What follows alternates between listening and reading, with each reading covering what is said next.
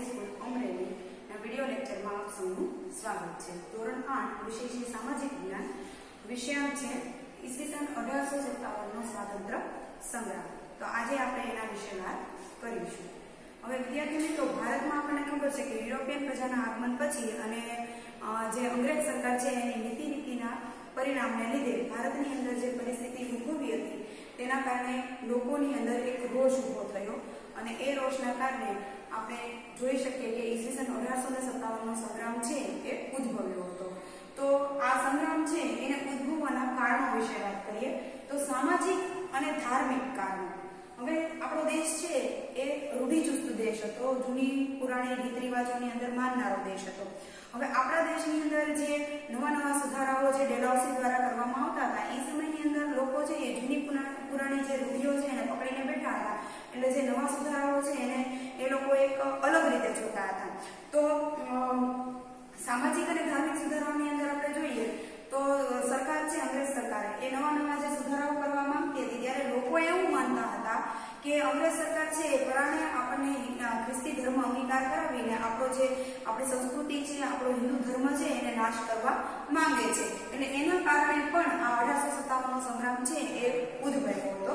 ત્યાર પછી આર્થિક કારણોની વાત કરીએ તો દેશની અંદર અનેક નવી પદ્ધતિઓ છે, યોજનાઓ છે એ અમલમાં મૂકી હતી, જેના કારણે આર્થિક કારણો ઉભા થયા હતા। દેશ છે, દેશના ખેડૂતો છે એ સૌ પાયમાલ બની ગયા હતા અને દેશની જે કલા કારીગરીના ઉદ્યોગો છે એ પણ પડી ભાંગ્યા હતા। એટલે આવી રીતે દેશ છે એ દિવસે ને દિવસે ગરીબીમાં સપડાતો જતો હતો। એટલે આ પણ એક આર્થિક કારણોને કારણે પણ 1857 ના સંગ્રામમાં જોડાવા લોકો છે એ તૈયાર થયા હતા। ત્યાર પછી રાજકીય કારણો જોઈએ તો 1764 માં જે આપણે આગલા ચેપ્ટરોની અંદર જોઈ ગયા છીએ કે 1764 ની અંદર જ્યારે બક્સરનું યુદ્ધ થયું ત્યારે બક્સરના યુદ્ધ પછી રોબર્ટ ક્લાઇવ જ્યારે બંગાળની ગાદી પર પોતે જ્યારે આવ્યો ત્યાર પછી એને દીવાની સત્તા મળી ગઈ। દીવાની સત્તા એટલે કે મહેસૂલ ઉઘરાવવાની સત્તા। એટલે જ્યારે અંગ્રેજોએ મહેસૂલ ઉઘરાવવાની સત્તા પોતાના હસ્તક લઈ લીધી ત્યારે એને મન ફાવે એ રીતે રાજ્યોની અંદર મહેસૂલનો વધારો કરી અને મન ફાવે એવું મહેસૂલ ઉઘરાવવાનું એને શરૂ કરી દીધું હતું, જેથી આ દીવાની સત્તા મળતા છે આ રાજકીય કારણોની અંદર આપણે જોઈએ તો દીવાની સત્તા મળતા છે એ અંગ્રેજો અલગ રાજ્યોની અંદર મન ફાવે જે મહેસૂલ છે એ ઉઘરાવતા હતા અને એના કારણે પણ ખેડૂતો છે એ દિવસે ને દિવસે પાયમાલ થતા જતા હતા, એ પણ એક કારણ હતું। ત્યાર પછી જોઈએ તો લશ્કરી કારણો। હવે લશ્કરી કારણોની અંદર આપણે જોઈએ તો ભારતના જે સૈનિકો હતા એ સૈનિકોને ભારતની અંદર અને ઇંગ્લેન્ડના સૈનિકો બંનેનું લશ્કરની અંદર સમાવેશ કરવામાં આવતો હતો। એનું પ્રમાણ હતું 6:1 નું પ્રમાણ હતું અને એને બીજું પણ એક એવું કારણ હતું કે ભારતીય સૈનિકો છે એને માસિક રૂપિયા 7 જ રૂપિયા પગાર દેવામાં આવતો હતો, જ્યારે અંગ્રેજ સૈનિકો છે એને 150 રૂપિયા જેટલો પગાર ચૂકવવામાં આવતો હતો। અને બીજું કે કોઈ પણ ઉચ્ચ હોદ્દા ઉપર છે એ અંગ્રેજ સૈનિકોને જ દેવામાં આવતા હતા, જ્યારે ભારતીય સૈનિકોને એમાંથી બાદ કરવામાં આવતા હતા। કોઈ ઉચ્ચ અધિકારો છે, અધિકાર તરીકે કોઈ ભારતીય સૈનિકને એવા ઉચ્ચ અધિકારીઓ બનાવવામાં આવતા નહોતા, એ પણ એક કારણ હતું। ત્યાર પછી જોઈએ તો તાત્કાલિક કારણ। હવે સંગ્રામ ઉદ્ભવવાનું તાત્કાલિક કારણ શું હતું તો એના વિશે વાત કરીએ તો એક તરફ જોઈએ તો જ્યારે અલગ સૈનિકો જ્યારે ભારતના છે એ અલગ ટુકડીઓની અંદર વિભાજિત થતા હતા, એમાં એક બરાકપુરની લશ્કરી ટુકડી છે એ ટુકડીની અંદર આમ તો જો કે આખા લશ્કરની અંદર છે એ એનફિલ્ડ રાઇફલ દાખલ કરવામાં આવી હતી અને એનફિલ્ડ રાઇફલ જે છે એની કારતૂસ છે એ તમે જુઓ તો એ મોઢેથી તોડવી પડતી હતી અને એમાં ગાય અને ડુક્કરની ચરબી છે એનો ઉપયોગ થતો હતો। એટલે હિન્દુ અને મુસ્લિમ બંને છે ગાય અને ડુક્કરની ચરબી છે એ ધાર્મિક રીતે નહીં ખાવામાં એ લોકો માનતા હતા, એ પાપ ગણતા હતા। એટલે એના કારણે બન્યું એવું કે આ રાઇફલ જે મોઢેથી તોડવી પડતી હતી એટલે હિન્દુ અને મુસ્લિમ બંને સૈનિકોની જે ધાર્મિક લાગણી છે એ દુભાતી હતી, જેના કારણે બરાકપુરની લશ્કરી ટુકડીએ સૌપ્રથમ છે એ આ રાઇફલનો ઇનકાર કર્યો કે અમે આ રાઇફલ છે એ સેનામાં વાપરીશું નહીં, કારણ કે આનાથી અમારો ધર્મ ભ્રષ્ટ થાય છે। એને ઉચ્ચ અધિકારીઓને પણ આના વિશે જાણ કરી, પરંતુ એના માટે કોઈ જથ્થા પગલાં લેવામાં આવ્યા નહીં। આથી છે એ તાત્કાલિક કારણ એ પણ હતું। ત્યાર પછી સંગ્રામનું આયોજન અને મંગલ પાંડે। હવે મંગલ પાંડેને આપણે બધા જોઈએ છીએ, કારણ કે મંગલ પાંડે ફિલ્મો તમે બધા વિદ્યાર્થીઓ જોઈએ છે, જોઈ ન હોય તો જોજો એટલે તમને ખ્યાલ આવે કે મંગલ પાંડે છે એ 1857 નો પ્રથમ શહીદ એને ગણવામાં આવે છે સંગ્રામનો. કે આ મંગલ પાંડે છે એ મંગલ પાંડે એ અંગ્રેજ સેનાની અંદર માસિક ₹7 ના પગારથી એ નોકરી કરતો હતો. પોતે એક સારો વ્યક્તિત્વ ધરાવતો હતો. આ જે મંગલ પાંડે છે એ ઉતાવળ કરી ગયો. સંગ્રામ છે એ થોડો શરૂ થવાનો હતો. એ 10મી મેના રોજ છે એ સંગ્રામ શરૂ થવાનો હતો.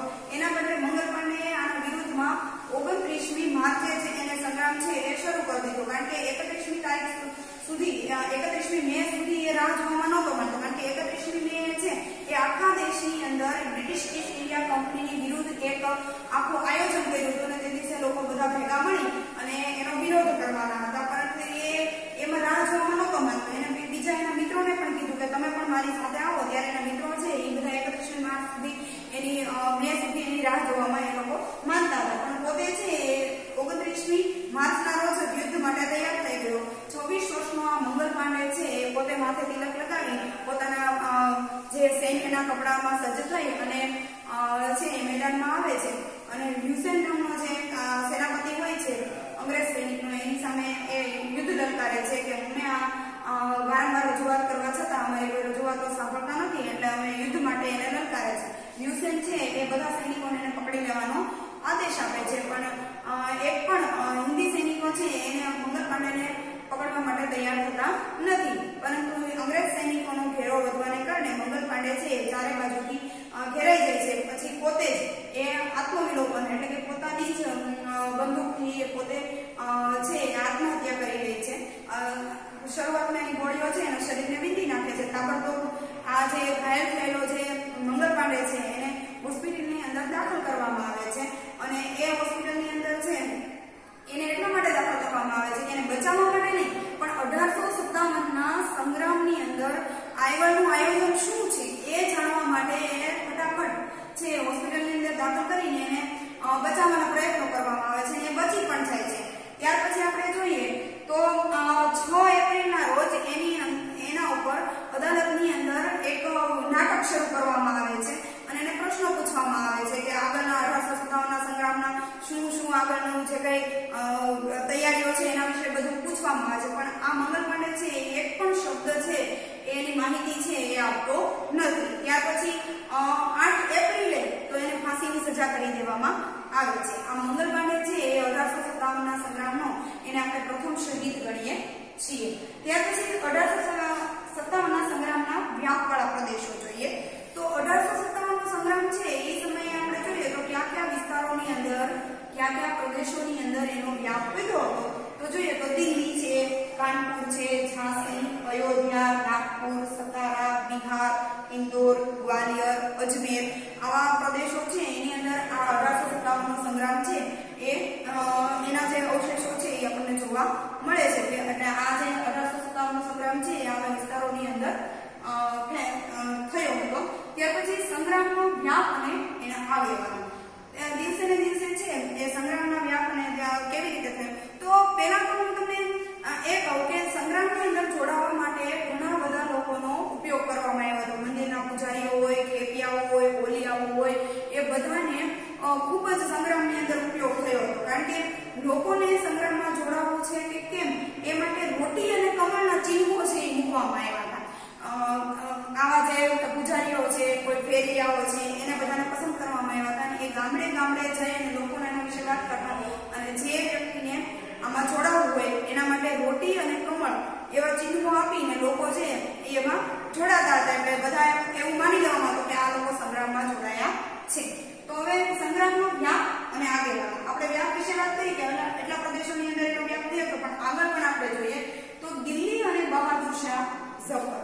દિલ્હીની અંદર આપણે જોઈએ તો શરૂઆતમાં 11મી માર્ચના રોજ છે એ દિલ્હીની અંદર છે એ સૈનિકો છે એ હિન્દી સૈનિકોએ દિલ્હીની ચારે બાજુથી કબજે કરી લીધું અને બહાદુર શાહ ઝફર જે છે એને 1857ના જે સેનાપતિ પદે એને નિમવામાં આવ્યા અને સેનાનું પદ સોંપવામાં આવ્યું. ત્યાર પછી બહાદુર શાહ ઝફરને જ્યારે આ સેનાનું જે પદ સોંપવામાં આવ્યું ત્યારે બધા સૈનિકોની અંદર આનંદનું મોજું વળી ગયું. કારણ કે બહાદુર શાહ ઝફર છે એક સારા એવા રાજા એના સમયની અંદર બહાદુર રાજા તરીકે એની ગણના કરવામાં આવતી હતી. ત્યાર પછી જોઈએ તો કાનપુર અને નાના સાહેબ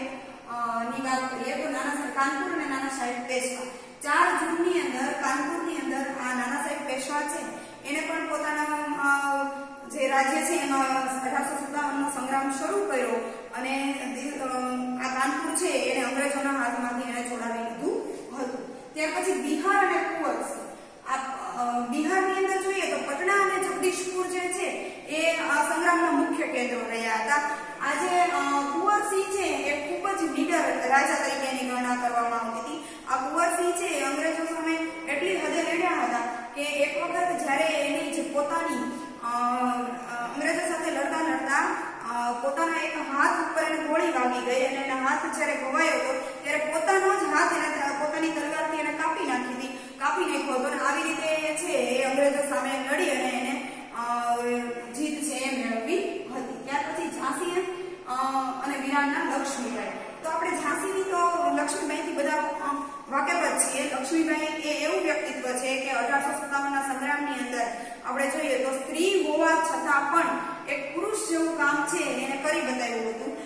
ઝાંસીની રાણી છે એને નિસંતાન હતી એટલે કે દત્તક પુત્ર લેવા માટેની જે યોજના જે અમલમાં મૂકેલી હતી કે ન લેવું દત્તક પુત્ર, એ માટે થઈને એની દત્તક પુત્રની જે યોજના હતી એને ના પાડી અને પોતે જે લક્ષ્મીબાઈ છે એનું ઝાંસી છે અંગ્રેજો લેવા માંગતા હતા ત્યારે પોતે પણ એમ કીધું કે હું જીવતે જીવ મારું ઝાંસી છે એ કોઈને આપીશ નહીં. અને આવી રીતે એનું ઝાંસી છે એની પાસેથી પડાવવામાં આવ્યું ત્યારે ઝાંસીની રાણી લક્ષ્મીબાઈ છે એ પણ આ સંગ્રામની અંદર જોડાણા હતા. ત્યાર પછી બાબર સેનાપતિ તાત્યા ટોપે. હવે આ તાત્યા ટોપેને પણ આપણે બધા ખૂબ સારી રીતે જાણીએ છીએ કારણ કે તાત્યા ટોપે જેટલા યુદ્ધો લડ્યા એ અત્યાર સુધી કોઈ પણ સેનાપતિએ યુદ્ધો લડ્યા નથી. તાત્યા ટોપે એક બાબર સેનાપતિ તરીકે એને ખૂબ સારી એવી ભૂમિકા છે 1857 ના સંગ્રામની અંદર એને આપી હતી. ત્યાર પછી ઉત્તર ભારતમાં વાત કરીએ તો ઉત્તર ભારતના વિસ્તારોની અંદર કયા વિસ્તારોની અંદર છે 1857 નો સંગ્રામ છે એ ફેલાયો હતો. તો બરેલી, બનારસ, અલ્હાબાદ આવા વિસ્તારોની અંદર, ત્યાર પછી આગ્રા, આઝમગઢ, ગોરખપુર એ બધા જ વિસ્તારોની અંદર હિન્દી સૈનિકોએ 1857 ના સંગ્રામની શરૂઆત કરી હતી. ત્યાર પછી રાજપૂતાનામાં જોઈએ તો અજમેર છે, નસીરાબાદ છે, આબુ છે એવા ઘણા બધા પ્રદેશોની અંદર આપણે જોઈએ તો ત્યાં પણ એ સંગ્રામ છે એ શરૂ થયો હતો. ત્યાર પછી મધ્ય ભારતની વાત કરીએ તો ગ્વાલિયર છે, મંદસોર છે, ઇન્દોર, ધાર આવા વિસ્તારોની અંદર આ જે સંગ્રામ છે એ શરૂ થવાના જે માહિતી છે એ મળી હતી. ત્યાર પછી દક્ષિણ ભારતમાં જોઈએ તો સતારા, કોલ્હાપુર, સાવંતવાડી, નારગોલ અને ધારવાડ આ બધા વિસ્તારોની અંદર આ 1857 નો સંગ્રામ છે એ ખેલાયો હતો અને એ ઘણા બધા વિસ્તારો છે એ આપણા હિન્દી સૈનિકો દ્વારા જે છે એ કબજે કરી લેવામાં આવ્યા હતા અને અંગ્રેજ સૈનિકોને ત્યાંથી કાઢી દૂર કરવામાં આવ્યા હતા. ત્યાર પછી 1857 નો સંગ્રામ અને ગુજરાતની આપણે વાત કરીએ વિદ્યાર્થી મિત્રો તો ગુજરાતમાં 1857 નો સંગ્રામ છે એ ક્યાંથી શરૂ થયો હતો તો જૂન 1857 ની અંદર ગુજરાતની અંદર સંગ્રામ છે એ શરૂ થયો હતો. તેની વાત કરીએ તો પંચમહાલની અંદર દાહોદ, ઝાલોદ, ગોધરા ની અંદર જુલાઈ માસના સંગ્રામ છે એ ખેલાયો હતો. પંચમહાલના જે નાયકા જાતિના જે લોકો છે એને તો અંગ્રેજ સરકાર સામે 1 વર્ષ સુધી સંગ્રામ છે એ પોતાનો શરૂ રાખ્યો હતો. ત્યાર પછી ખેડા જિલ્લાનું જે આણંદ છે એ આણંદના જે મુખી હતા ગરબડદાસ પટેલે કોળી અને નાયકા જાતિના 2000 જેટલા લોકોને છે એકત્રિત કરી અને સંગ્રામ છે એ શરૂ કર્યો હતો અને એમાં ખાનપુરના ઠાકોર જીવાભાઈ તથા માલાજી જોશી અને કૃષ્ણદાસ દવેએ પણ એને ખૂબ જ સારી રીતે સહકાર આપ્યો હતો. ત્યાર પછી ઈડરથી 10 માઇલ દૂર એક ચાંડુક નામનું ગામ છે એ ચાંડુકની અંદર પણ નાથાજી અને યામાજી નામના બે આગેવાનોએ સંગ્રામની શરૂઆત કરી હતી. ત્યાર પછી ઓખામંડા અને બારાડી ની વચ્ચે એક નંદાણા ગામ છે એ નંદાણા ગામની અંદર બ્રિટિશ છાવણી આવેલી હતી. એ બ્રિટિશ છાવણીમાં અંગ્રેજો છે ત્યાં કાયમી રહેતા હતા. ત્યાર પછી એની બાજુમાં જ દ્વારકા આવેલું હતું એટલે કે ત્યાં એ સમયની અંદર જે ડોનાવર નામનો જે સૈનિક હતો અંગ્રેજ સૈનિક એ ડોનાવરે 4 ઓક્ટોબરે બેટ દ્વારકાના કિલ્લા ઉપર અચાનક જ હુમલો કરી દીધો. એટલે બેટ દ્વારકાના કિલ્લા ઉપર હુમલો કરી દીધો અને સામે વાઘેરો હતા એટલે એ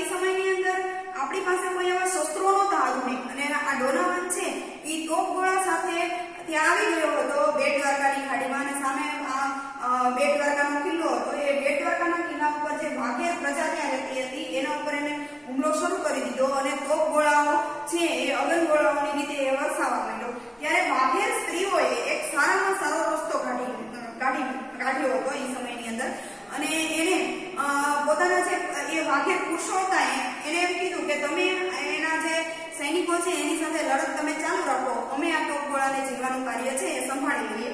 ત્યારે ફટાફટ પોતાના ઘરે જઈ અને તેઓ ગાદલા લઈ આવી, ગાદલા છે એને ભીના કરી અને આ સ્ત્રીઓએ જે અંગ્રેજો દ્વારા જે તોપના ગોળા જે નાખવામાં આવતા હતા એને સાવ નકામા બનાવી દીધા। ભીના ગાદલામાં એ તોપના ગોળા ઝીલી લીધા જેથી એ તોપના ગોળા ઠરી ગયા એટલે ક્યાંય કિલ્લાની અંદર આગ પ્રસરી નહીં અને જે સૈનિકો હતા એ પણ બચી ગયા। એટલે આ એક વાઘેર સ્ત્રીઓએ ખૂબ નિડરતાપૂર્વક કામ કર્યું। આ કોઈ ઝાંસીની રાણી લક્ષ્મીબાઈ કરતા પણ ઓછી સ્ત્રીઓ નહોતી એટલે કે જે ઝાંસીની રાણી લક્ષ્મીબાઈને આપણે એક નિડર સ્ત્રી તરીકે ઓળખીએ છીએ એમ આ આપણી ગુજરાતની લક્ષ્મીબાઈઓ આપણે એને કહી શકીએ। તો ત્યાર પછી જોઈએ તો વિદ્યાર્થી મિત્રો તમે વિચારો કે અંગ્રેજ લશ્કર સામે સંગ્રામીઓને લડવામાં કેમ મુશ્કેલીઓ પડતી હતી। તો અંગ્રેજ લશ્કર સામે આપણે આપણા જે સૈનિકો હતા એને કેટલી મુશ્કેલીઓ પડતી હતી, શું કામ પડતી હતી? તો આપણે એમ કહીએ કે ભાઈ અંગ્રેજ લશ્કર છે ને એ ખૂબ સારી રીતે કેળવાયેલું લશ્કર હતું, એની પાસે શસ્ત્ર સરંજામ સારા હતા, આધુનિક હતા અને એની સાથે સાથે આપણી પાસે કોઈ એવી આધુનિકતા હતી નહીં જેથી આપણને એની સામે એનું લશ્કર નાનું હતું। આપણે તો લશ્કર છે એ બધા રાજાઓ પાસે મોટા હતા છતાં પણ એની આધુનિક સામગ્રીને કારણે, આધુનિક શસ્ત્ર સરંજામને કારણે છે એ આપણે એને પહોંચી શકતા નહોતા। એટલે કે આ આધુનિકતાને કારણે આપણે કોઈ એવા આપણી પાસે હથિયારો ન હોવાને કારણે એ આપણને ઘણી બધી મુશ્કેલીઓનો સામનો કરવો પડતો હતો। ત્યાર પછી સંગ્રામનો અંત જોઈએ તો આ સંગ્રામ છે 1857નો સંગ્રામ નિષ્ફળ ગયો હતો અને નિષ્ફળ શું કામ ગયો એના વિશે પણ આપણે આગળ જોઈએ છીએ કારણ કે આ 1857ના સંગ્રામની અંદર આપણે જોઈએ તો સંગ્રામ થયો એટલે દેશની અંદર એક રાષ્ટ્રવાદની ભાવના ઉદ્ભવી હતી। લોકો રાષ્ટ્ર પ્રત્યે જાગૃત થયા, ભલે નિષ્ફળ ગયો પણ લોકોની અંદર એક રાષ્ટ્રવાદની જાગૃતતા છે, લોકોની અંદર લોકો જાગૃત થયા હતા કે આવું કરવાથી પણ આપણે અંગ્રેજો સામે છે એ ખૂબ સારી રીતે લડી શકીએ એવી જાગૃતતા લોકોની અંદર આવી હતી। ત્યાર પછી જોઈએ તો સંગ્રામનો અંત। હવે જૂનના અંત ભાગની અંદર સંગ્રામ આપણને ખબર છે કે મંગલ પાંડે દ્વારા જે શરૂ થયો હતો એ આપણે જોયું કે મંગલ પાંડેએ 10મી મહિના રોજ છે એ સંગ્રામની શરૂઆત કરી દીધો હતો। 10મી મહિના રોજ છે એ સંગ્રામ શરૂઆત થવાનો હતો એના બદલે મંગલ પાંડેએ 29મી માર્ચના રોજ એ સંગ્રામ શરૂ કરી દીધો હતો પણ જૂનના અંતમાં તો બનારસ, અલ્હાબાદ ને પુનઃ અંગ્રેજોએ ફરીથી હુમલો કરીને પાછા મેળવી લીધા હતા। ત્યાર પછી જુલાઈમાં કાનપુર અને સપ્ટેમ્બરમાં તો દિલ્હી છે એ પણ પોતાના કબજે એને કરી લીધા હતા। ત્યાર પછી 1858ની અંદર જોઈએ તો લખનઉ અને ઝાંસી છે એ પણ ફરીથી પોતાના કબજે કરી લીધા હતા। ઝાંસીની રાણી જે લક્ષ્મીબાઈ છે એને કોઈ એના જ માણસે એને બાતમી આપી દીધી અંગ્રેજોને, એના કારણે એ કાલપી તરફ જાય છે અને કાલપીની અંદર જ એનું મૃત્યુ થાય છે। આવી રીતે ઝાંસીની રાણીનો પણ અંત થાય છે। ત્યાર પછી જોઈએ તો સંગ્રામ નિષ્ફળ કેમ ગયો, શા માટે સંગ્રામ નિષ્ફળ ગયો? સંગ્રામની નિષ્ફળતાના કારણોની વાત કરીએ તો આપણે તો ખૂબ આયોજનપૂર્વક આ સંગ્રામની શરૂઆત કરી હતી। મંગલ પાંડેએ પણ કોઈ જાતની બાતમી નહોતી આપી, કોઈ જાતનું અંગ્રેજો સામે એની પોતાની જીભ પણ નહોતી ખોલી, છતાં પણ આ સંગ્રામ કારણ કે અંગ્રેજો ચેતી ગયા હતા, એને ખબર પડી ગઈ હતી કે લોકો એકત્રિત થઈ ગયા છે અને સાવચેત થઈ ગયા હતા। તો આ સંગ્રામ નિષ્ફળ થવાના કારણોની વાત કરીએ તો સંગ્રામ શા માટે નિષ્ફળ ગયો? તો કે એક તો સંગ્રામની અંદર સંકલ્પનો અભાવ હતો કે લોકો છે એ ખરેખર જે સંકલ્પ હતો એ બધાની એક સાથે એક જગ્યાએથી એક જ ટાઈમ ઉપર જે સંગ્રામ છે લડવાનો હતો અને અંગ્રેજ ટુકડીઓ પર એક જ સાથે હુમલો કરવાનો હતો, એમાં સંકલનનો અભાવ હતો। કોઈ એક વ્યક્તિ દ્વારા છે એ સંકલન થતું નહોતું આખા દેશનું, પણ જુદી જુદી જગ્યાએ એને જુદા જુદા લોકો છે એને સંકલન સંભાળતા હતા। એટલે કોઈ એક વ્યક્તિ દ્વારા આખા સંગ્રામનું સંકલન થતું હોત તો એક વ્યક્તિના હાથમાં એ દોર હોત તો કદાચ બધી જગ્યાએ એક સાથે બધું થઈ શક્યું હોત, પણ સંકલનનો અભાવ હતો એટલે કોઈ એમાં ઊંડાણથી અંદરથી કોઈ રસ લે એવું હતું નહીં। પછી નિશ્ચિત તારીખ કરતા વહેલો શરૂ થઈ ગયો, તારીખ નિશ્ચિત કરેલી હતી 10મી મે, એના બદલે સંગ્રામ છે એ તમે જોઈ શકો છો કે 29મી માર્ચે શરૂ થઈ ગયો એટલે કે નિશ્ચિત કરેલી તારીખ કરતા છે એ સંગ્રામ વહેલો શરૂ થઈ ગયો એટલે અંગ્રેજો સાવચેત થઈ ગયા અને એ સાથે અંગ્રેજોએ સંગ્રામીઓને પહોંચી વળવા માટે ઇંગ્લેન્ડ અને ઈરાનથી પણ પોતાનો પોતાનું સૈન્ય છે એ મંગાવી લીધું હતું. શસ્ત્રો પણ સારા એવા ઈરાન અને ઇંગ્લેન્ડ થી મંગાવી લીધા હતા, કારણ કે એને બાતમી આ ટાઈપની મળી ગઈ હતી કે એને લોકો સાવચેત થઈ ગયા હતા કે હવે કંઈક બનવાનું છે, એટલે આના કારણે અગાઉથી જ એ બધી તૈયારીઓ છે એ કરી ચૂક્યા હતા. ત્યાર પછી શીખો અને ગુરખાઓ જે ભારતના જ હતા, જે ભારતની અંદર રહેતા હતા વર્ષોથી, એ જે શીખો અને ગુરખાઓ છે એ અંગ્રેજોના પક્ષમાં રહીને લડતા હતા, જેથી આપણને એનો સહકાર ન મળ્યો, તેથી પણ સંગ્રામ નિષ્ફળ ગયો. ત્યાર પછી અંગ્રેજ સૈન્ય વધારે ચડી આવ્યું હતું. મેં તમને અગાઉ કીધું એમ કે અંગ્રેજો પાસે સારામાં સારા શસ્ત્રો હતા, એના કારણે આપણાથી અંગ્રેજ સૈન્ય છે એ વધારે ચડી આવ્યું હતું. સારા એવા શસ્ત્રો હોવાને કારણે થોડા એક સૈનિક છે થોડા સૈનિકોને પણ સારી રીતે એને પહોંચી વળે એ ટાઈપનું આખું છે એ સૈન્ય એનું તૈયાર અને કેળવાયેલું હતું. તો જેના કારણે પ્રેક્ટિસ ખૂબ જ પામેલું હતું, જેથી છે એ અંગ્રેજ સૈન્ય છે એ વધારે ચડી આવ્યું. રાજાઓ માત્ર પોતાના માટે લડ્યા. આપણે આગળ જોયું કે ભાઈ આ રાજાઓ જે છે બિહારના જે કુંવરસિંહ છે, ઝાંસીની રાણી હોય કે દિલ્હીના બહાદુર શાહ હોય, કાનપુરના નાના સાહેબ હોય કે ગમે તે હોય, એ રાજાઓ છે એ પોતાનું રાજ્ય છીનવાઈ જવાને કારણે સંગ્રામમાં જોડાણા હતા. અને એ સંગ્રામની અંદર આપણે જોઈ શકીએ કે એને પોતાના માટે જ પોતાનું રાજ્ય મેળવવા માટે જ સંગ્રામમાં એ લોકો જોડાણા. એને કોઈ આખા દેશનો વિચાર ન કર્યો કે આખો દેશ છે એ આ ગુલામીમાં છે તો એને આપણે છોડાવવો જોઈએ. એના બદલે એ લોકોએ કેવું કર્યું કે પોતાના માટે જ લડ્યા.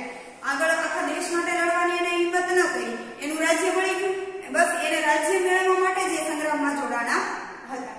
ત્યાર પછી જોઈએ આગળ તો એના પરિણામો અને સંગ્રામ 1857 નો સંગ્રામ છે એનું પરિણામ શું આવ્યું, એની અસરો કેવી રીતે થઈ. તો 1857 પહેલું કંપની શાસનનો અંત.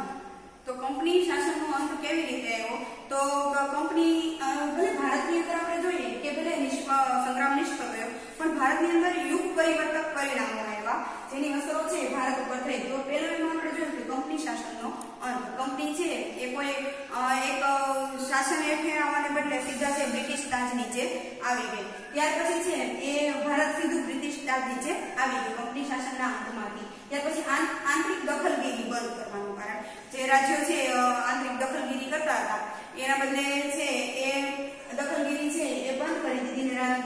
રાજ્યની અંદર અંગ્રેજોએ દખલગીરી એ બંધ કરાવી દીધી. ત્યાર પછી ભારત પ્રત્યેની નીતિમાં ફેરફાર. ભારત પ્રત્યેની જે નીતિ હતી એ નીતિ હતી એમાં ઘણા બધા ફેરફારો કરવામાં આવ્યા. અને અંગ્રેજ જે સૈનિકોના જે પગાર ભથ્થા હતા એટલા જ હિન્દી સૈનિકોના પણ પગાર ભથ્થા કરવામાં આવ્યા. આવી રીતે દેશની અંદર આપણે જોઈએ તો રાષ્ટ્રવાદની ભાવના છે એ ઉદ્ભવીને લોકો છે એ રાષ્ટ્ર પ્રત્યે જાગૃત થયા. તો વિદ્યાર્થી મિત્રો આ ચેપ્ટરની અંદર આપણે એટલું ભણ્યા. હવે વધારે છે એ આવતા ચેપ્ટરની અંદર આપણે અભ્યાસ કરીશું. નમસ્તે.